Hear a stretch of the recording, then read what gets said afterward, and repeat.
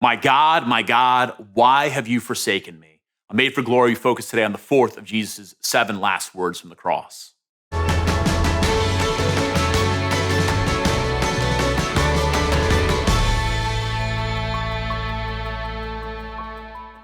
Sometimes people who have grown up in church or grown up religious, when they have a complaint or struggle or problem with God, they feel ashamed of that. And some people think, well, I can never be angry with God. I can never speak my mind. I can never be too real with God. But the reality is that at the very heart of our faith is this wrestling with God. I think of even when Jacob is one of the great patriarchs. And there's this scene when God is calling him to follow him in a profound way where Jacob and the angel of the Lord wrestle. They wrestle all night. And God basically cheats in this wrestling match that he knocks out his hip. He dislocates his hip. And that Jacob's name is changed to Israel, which means he who contends with God, he who wrestles with God. So the people of Israel, which we have the spiritual patrimony, we're the spiritual children of the people of Israel, we are those who wrestle with God, who enter into this struggle, who enter into this contest. And the reality is sometimes that contest goes in a way that we don't want it to go.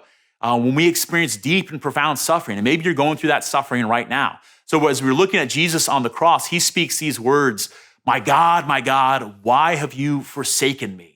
And those, of course, are quoting Psalm 22. But it, in a sense, brings the entire history of the people of Israel all to that moment. All the suffering, all the struggles, all the brokenness. I think of the struggles of Job. If you look at the book of Job, Job is this righteous and good man who's been following God his entire life. And then God all of a sudden allows these terrible things to befall Job. And Job is there, he's suffering, he's struggling. Actually, his wife comes up to him at one point and says, like, why don't you just curse God and die? Like, why don't you finally forsake your faith? Let go of this relationship with God.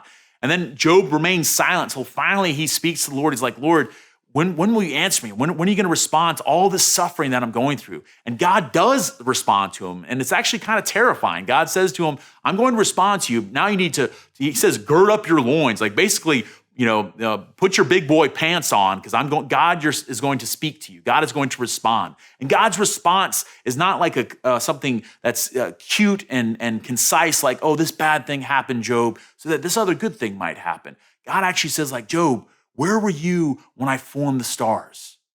Where were you when I taught the fish how to swim? Where were you when I created life, when I called all things into existence? You didn't even exist yet. So in a sense, God's response to Job, which isn't the entirety of a response, but begins the response, is what God is doing is so mysterious that the small bit that we see, the small suffering that we encounter, can't even begin to encompass this great story of what God is telling. Now, Jesus takes that even further, because again, it maybe is easy to say, well, God's ways are mysterious. We don't know what God is doing through this suffering. That Jesus, his response, God's ultimate response to suffering is Jesus on the cross, where he actually enters into our suffering, that he enters into that deepest place of suffering, that place of seeming God-forsakenness, where Jesus cries out to the Father, my God, why have you abandoned me? I've heard this described by a spiritual writer that on the cross, Jesus wanted to sink so low that all of our descents would be a sinking into his inmost depths. So no matter how low you get, no matter how depressed you might feel, no matter how dark it might seem, that Jesus is there. There's no place that is safe from his grace. I think of some of the great saints in the history of the church who experienced what is described by St. John of the Cross as a dark night of the soul, where they feel like they're being stripped of all joy, of all light, of all peace. And that can sometimes go on for a very long time. But it's there when they open that place up to grace, when they look for Jesus there, that they find him. So that there's no place, no suffering that you or I can encounter where Jesus isn't already there. And he's loving us.